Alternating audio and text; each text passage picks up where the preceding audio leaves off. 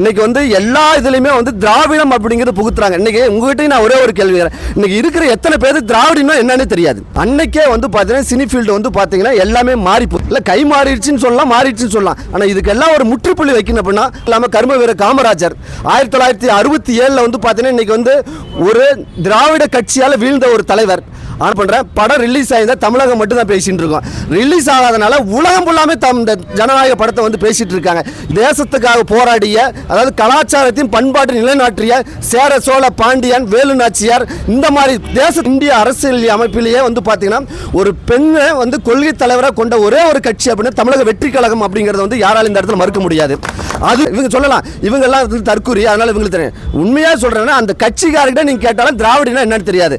இங்க நாங்க நின்றுட்டு இருக்கிறோம், எங்களுக்கும் தெரியாது. தமிழ் தேசிய நிலைப்பாடு திராவிடம் அப்படிங்கிறத தாண்டி இன்னைக்கு மக்கள் அதை நேர்மையான ஒரு அரசியல் அமைப்பு உருவாக்கணும், பாதுகாப்பான ஒரு தமிழகத்தை உருவாக்கணும், லஞ்சமற்ற தமிழகத்தை உருவாக்கணும். இதை நேர்மையா இருக்கும்னு நினைக்கிற அத்தனை பேருமே ஜனநாயகத்துக்கு சப்போர்ட் பண்ணிட்டு தான் இருக்காங்க. அரசியல் உள்நோக்கத்தோடு இருக்கக்கூடிய சில கட்சிகள் மட்டும் நீதி நிலைநாட்டு ஒரு மனுநீதி சோழன், சேர சோழ பாண்டியன், இந்த மாதிரி யாரோட சிலையுமே இங்க தமிழகத்தில் இருக்காது. ஆனா அதுக்கான ஒரு முற்றுப்புள்ளி தமிழக எந்த அரசியல், எந்த ஆண்டு, எந்த தேர்தலையும் இந்த மாதிரி ஒரு மாற்றம், இந்த மாதிரி ஒரு அரசியல் வந்து பாத்தீங்க அப்படின்னா ஒரு எதிர்ப்பு எங்களுக்கு வந்து கிராமமா போயிட்டு வந்து தெருமுனை பிரசார கூட்டங்களுக்கு கொண்டு நாங்கள் ஏற்பாடு பண்ணிட்டு இருக்கோம். வணக்கம். ஆனால் ஆக்சுவலி வந்து பார்த்தீங்க அப்படின்னா எங்களுடைய தமிழக வெற்றி கழகத்தின் தலைவர், அதாவது வருங்கால முதல்வர் அவர்கள் வந்து பார்த்தீங்கன்னா பிரச்சாரத்திற்காக வந்து பார்த்தீங்கன்னா தமிழகத்தில் வந்து 10 பேர் நியமிச்சிருக்காரு. அதில் வந்து பார்த்தீங்கன்னா எங்களுடைய சேலம் மாவட்ட மத்திய மாவட்ட செயலாளர் பெரும் மதிப்பிற்குரிய பார்த்திபன் அவர்களை வந்து பார்த்தீங்கன்னா நியமிச்சிருக்காரு. அதுக்காக வந்து பார்த்தீங்கன்னா நாங்கள் பட்டாசு வெடித்து மக்களுக்கு வந்து இனிப்புகளை வழங்கிட்டு இருக்கோம். இந்த இடத்துல இந்த பொங்கல், அதாவது 2026 எங்கள் தளபதியோட ஆண்டாத இருக்கும் அப்படிங்கிறதுனால நாங்கள் எல்லாருமே இதை வந்து மிகப்பெரிய ஒரு எங்கள் மாவட்ட செயலாளருக்கு கொடுத்த அந்த பொறுப்பை நாங்கள் எல்லாருமே இனிப்பு கொடுத்து கொண்டாடிட்டு இருக்கோங்கண்ணா. ஆனால் அதாவது வந்து பார்த்தீங்க அப்படின்னா இப்போ தளபதி வந்து அடுத்த சுற்றுப்பயணம் வந்து இன்னும் தேதி எதுவும் அறிவிக்க கிடையாது. கண்டிப்பாக அறிவித்தாங்க அப்படின்னா முதல்ல வந்து சேலம் மாவட்டத்தில் வருகை தர இருக்கிறதா வந்து எங்களுடைய மதிப்புக்குரிய மாவட்ட செயலர், மத்திய மாவட்ட செயலர் பார்த்திபன் அவர்கள் சொல்லியிருக்காங்க. கண்டிப்பாக இந்த பொங்கல் முடிஞ்சோன்னா அந்த அறிவிப்பு விரைவில் வருங்க. தமிழகம் ஃபுல்லாகவே வந்து இந்த சுற்றுப்பயணம் வந்து பார்த்தீங்கன்னா இன்னும் வந்து வேகம் எடுக்கும். ஏன்னா 2026 அப்படிங்கிறது வந்து மக்கள் வந்து எதிர்பார்த்துட்டு இருக்கிற ஒரு ஆண்டாக இது அமைஞ்சிருக்கு.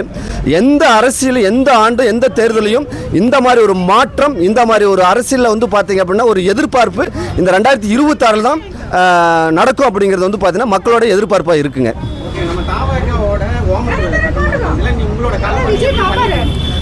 அதாவது சார் இப்போ ஒவ்வொரு விஷயமும் என்னென்னா இந்த இடத்துல நாங்கள் அதாவது எஸ்ஐஆர் பண்ணி நாங்கள் வந்து பார்த்தீங்கன்னா எங்களுக்கு கொடுத்துருந்தாங்க. ஒவ்வொரு வீடாக போய் நாங்கள் வந்து எஸ்ஐஆர் பண்ணி போகும்போது பார்த்தீங்க அப்படின்னா ஒவ்வொரு வீட்லேயும் வந்து பார்த்தீங்கன்னா நம்மளோட தமிழக வெற்றி கழகத்தோடைய உறுப்பினர்கள் குறைஞ்சபட்சம் 1-2 பேர் இருக்காங்க, ஒரு வீடு விடாமல் இருக்காங்க. அந்த அளவு வந்து பார்த்தீங்கன்னா மக்களிடையே வந்து எதிர்பார்ப்பு அதிகமாக இருக்குங்க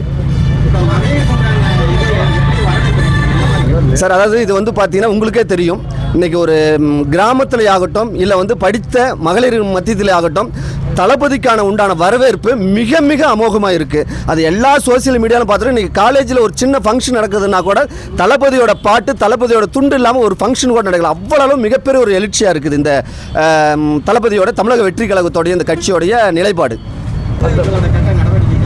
ஆனால் இது அடுத்தது வந்து பார்த்தீங்க அப்படின்னா எங்களுக்கு வந்து கிராமமாக போயிட்டு வந்து தெருமுனை பிரசார கூட்டங்களுக்கு கொண்டு நாங்கள் ஏற்பாடு பண்ணிட்டு இருக்கோம். அதாவது முதல்ல வந்து தமிழக வெற்றி கழகத்தோட கொள்கைகளை வந்து கிராமத்தில் கொண்டு போய் சேர்க்கணும் அப்படிங்கிறது எங்களுடைய மிகப்பெரிய ஒரு கொள்கையாக இருக்குது. இதில் என்னென்னா எல்லாருமே என்ன சொல்கிறாங்கன்னா தமிழக வெற்றி கழகம் என்ன கொள்கைன்றான். அவங்களுக்கு எல்லாத்துக்குமே இந்த இடத்துல ஒரே ஒரு பதிவு மட்டும் நான் பண்ணிக்கிறேன். அதாவது தமிழக வெற்றி கழகத்தில் தமிழக அரசியல் மட்டும் கிடையாது, இந்திய அரசியல் அமைப்பிலேயே வந்து பார்த்தீங்கன்னா ஒரு பெண்ணை வந்து கொள்கை தலைவராக கொண்ட ஒரே ஒரு கட்சி அப்படின்னா தமிழக வெற்றி கழகம் அப்படிங்கிறத வந்து யாராலும் இந்த இடத்துல மறுக்க முடியாது. அதுவே எங்களுடைய பெரிய கொள்கையை வந்து மக்களுக்கு வந்து கொண்டு போய் சேர்க்கறதுக்கான ஒரு மிகப்பெரிய ஒரு ஆயுதமாக இருக்குது. அது மட்டும் இல்லாமல் கர்ம வீர காமராஜர் 1967 வந்து பார்த்தீங்கன்னா இன்னைக்கு வந்து ஒரு திராவிட கட்சியால் வீழ்ந்த ஒரு தலைவர். ஆனால் 2026 அந்த வீழ்ச்சிங்கிறது எழுச்சி அடையும் அப்படிங்கிறது இந்த இடத்துல நாங்கள் பதிவு பண்ணிக்கிறோம். நாங்கள் இப்போ உங்களோட கொள்கை தலைவர்கள்லாம் நல்லபடியாக சொன்னீங்க. இப்போ அதை எந்த அளவுக்கு கொண்டு போய் மக்களிடையே ரீச் பண்ணிங்க? அதாவது பார்த்தீங்க அப்படின்னா மக்களிடையே வந்து பார்த்தீங்கன்னா எதிர்பார்ப்புகள் எல்லாமே ஒரு மாற்றம் வேணும்னு நினைக்கிறாங்க. அந்த மக்கள்கிட்ட போய் வந்து பார்த்தீங்கன்னா இன்றைக்கி எல்லா அரசியல் கட்சியிலுமே வந்து பார்த்தீங்கன்னா அவங்களோட கட்சி தலைவர்கள் மட்டும்தான் கொள்கை தலைவராக கொண்டு வந்திருக்காங்க. ஆனால் முதல் முறையாக தமிழகத்தில் வந்து பார்த்தீங்கன்னா தேசத்துக்காக போராடிய, அதாவது கலாச்சாரத்தையும் பண்பாட்டை நிலைநாட்டிய சேர சோழ பாண்டியன் வேலு நாச்சியார் இந்த மாதிரி தேச தலைவர்களை கொண்ட ஒரே ஒரு கட்சி அப்படின்னா நம்மளுடைய தமிழக வெற்றி கழகம் தான் அப்படிங்கிறது இந்த இடத்துல யாருமே மறுக்க முடியாது.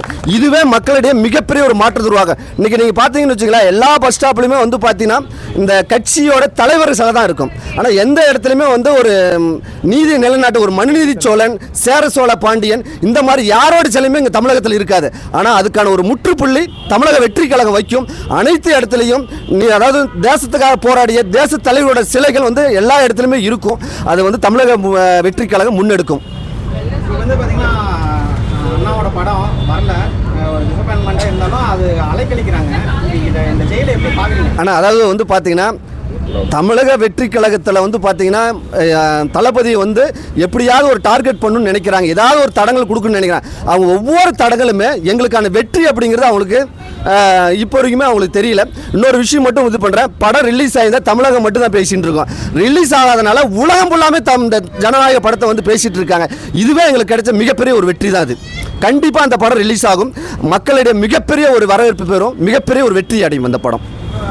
காங்கிரஸ் தலைவர் ராகுல் காந்தி வந்து சப்போர்ட் பண்ணியிருக்காரு படம் வெளியே வரணும் அப்படின்னு. அதை எப்படி பாருங்க சார்? அதாவது தளபதியை பொறுத்தவரையும் எல்லா அரசியல் கட்சி சார்ந்த அத்தனை பேருமே வந்து பார்த்தீங்கன்னா நேர்மையாக இருக்குன்னு நினைக்கிற அத்தனை பேருமே ஜனநாயகத்துக்கு சப்போர்ட் பண்ணிட்டு தான் இருக்காங்க. அரசியல் உள்நோக்கத்தோடு இருக்கக்கூடிய சில கட்சிகள் மட்டும்தான் அதுக்கு எதிரான வாதங்களை வச்சுட்டு இருக்காங்க. கண்டிப்பாக எப்படி கரூர் பிரச்சனையை வந்து தளபதி அவர்கள் வந்து பார்த்தீங்க அப்படின்னா மக்களின் ஒரே நம்பிக்கையான நீதிமன்றத்தை நாடி வெற்றி அடைஞ்சாரோ, அதே மாதிரி ஜனநாயக படத்தோடையும் தளபதி நீதிமன்றத்தை நாடி வெற்றி அடைவார் அப்படிங்கிறது அதாவது ஜனவரி 20 கோர்ட்டில் கேஸ் வரப்போகுது. கண்டிப்பாக அதில் வெற்றி அடைஞ்சு நாங்கள் கண்டிப்பாக ஜனநாயக படம் ஜனவரியிலே ரிலீஸ் ஆகும் அப்படிங்கிறது நாங்கள் எல்லாருமே நம்புகிறோம். அதாவது எல்லா மக்களுக்குமே பொங்கல் இதுன்னு நினச்சிட்டு இருக்காங்க. ஆனால் உண்மையான பொங்கல், அதாவது எங்களை மாதிரி தளபதி தமிழக வெற்றி கழகத்தோடைய உறுப்பினர்கள், தளபதியோட ஃபேன்களுக்கு எல்லாருக்குமே ஜனநாயக படம் என்னைக்கு ரிலீஸ் ஆகுதோ அன்னைக்கு தான் எங்களுடைய ஜனநாயக தளபதி பொங்கலாக இது இருக்கும்.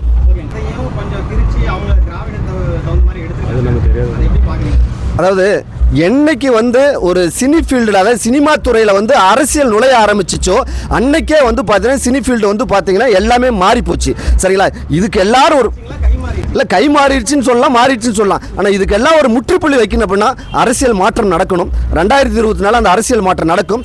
எல்லாமே அதாவது எப்படி சொல்கிறது அப்படின்னா இந்த மாதிரி சினித்துறையிலே ஆகட்டும் தமிழகத்திலே ஆகட்டும் இருக்கிற அந்த லஞ்சம் எல்லாமே அந்த சட்ட ஒழுங்கு எல்லாத்துக்கும் ஒரு முற்றுப்புள்ளி வரும். ஓகேங்க. இப்போ பொங்கல் போயிட்டு இருக்கு. இது வந்து ஆக்சுவலாக தமிழர் தை திருநாள், 3 நாளுமே தை திருநாள், ஃபர்ஸ்ட் நாள் போகி நாள். இதை வந்து திராவிட பொங்கல்னு ஒரு பேரை வச்சு எல்லாம் பரப்பிட்டு இருக்காங்க. பஸ்ஸில் இருக்கிறதெல்லாம் தமிழ்நாடுன்னு நீக்கிட்டாங்க. இதெல்லாம் எப்படி பார்த்துருக்கீங்க சார்? அதாவது இந்த இடத்துல ஒரே ஒரு விஷயத்தை நான் பதிவு பண்ணுறேன். நான் ஆக்சுவலி வந்து தமிழகத்தில் இந்துக்களுடைய பண்டிகை அப்படிங்கிறது வந்து ஒரு கட்டத்தில் இருந்தாலுமே இன்னைக்கு வந்து எல்லா இதுலையுமே வந்து திராவிடம் அப்படிங்கிறது புகுத்துறாங்க. இன்னைக்கு உங்ககிட்ட நான் ஒரே ஒரு கேள்வி கேட்கிறேன், இன்னைக்கு இருக்கிற எத்தனை பேர் திராவிடம்னா என்னன்னு தெரியாது? இங்கே இருக்கிற நாங்கள் நின்றுட்டு இருக்கிறோம், எங்களுக்கும் தெரியாது. இவங்க சொல்லலாம் இவங்கெல்லாம் தற்கூரி, அதனால இவங்களுக்கு தெரியும். உண்மையாக சொல்கிறேன்னா அந்த கட்சிக்காரர்கிட்ட நீங்கள் கேட்டாலும் திராவிடம்னா என்னன்னு தெரியாது. இவங்க தமிழகம் தலை குனியாதுன்னு சொல்கிறாங்க. இன்னைக்கு அத்தனை இளைஞர்களும் இன்னைக்கு வந்து ஸ்கூல் படிக்கிற பிள்ளைங்க தண்ணி அடிச்சுட்டு தலை குனிஞ்சிட்டு தான் நடந்து தள்ளாடிட்டு தான் போயிட்டு இருக்காங்க. அப்போ இந்த நாடு எதை நோக்கி போயிட்டு இருக்குன்னு பார்த்தீங்கன்னாவே உங்களுக்கு தெரியும். இவங்க தமிழகம் தலை குனியாது வெறும் வார்த்தைகளால் மட்டுமே இன்னைக்கு வந்து அரசியல் நடந்துட்டு இருக்கு. ஆனால் உண்மையான அரசியல் 2026 தளபதி அவர்கள் செங்கோட்டையில் உட்காரும் போது அந்த மாற்றம் நடக்கும். கண்டிப்பாக இந்த 2026 எங்களுக்கான ஆண்டா அமையும். சார் அதாவது வந்து பார்த்தீங்கன்னா தமிழ் தேசிய நிலைப்பாடு தான் திராவிடம் அப்படிங்கிறத தாண்டி இன்னைக்கு மக்கள் அதை நேர்மையான ஒரு அரசியல் அமைப்பு உருவாக்கணும், பாதுகாப்பான ஒரு தமிழகத்தை உருவாக்கணும், லஞ்சமற்ற தமிழகத்தை உருவாக்கணும். எல்லாம் மக்களுக்கு, அதாவது வலியோருக்கும் எளியோருக்கும் எல்லாமே கிடைக்கணுங்கிற ஒரு நிலைப்பாடு தான் எங்களோட தமிழக வெற்றி கழகத்தோட நிலைப்பாடு. நன்றி.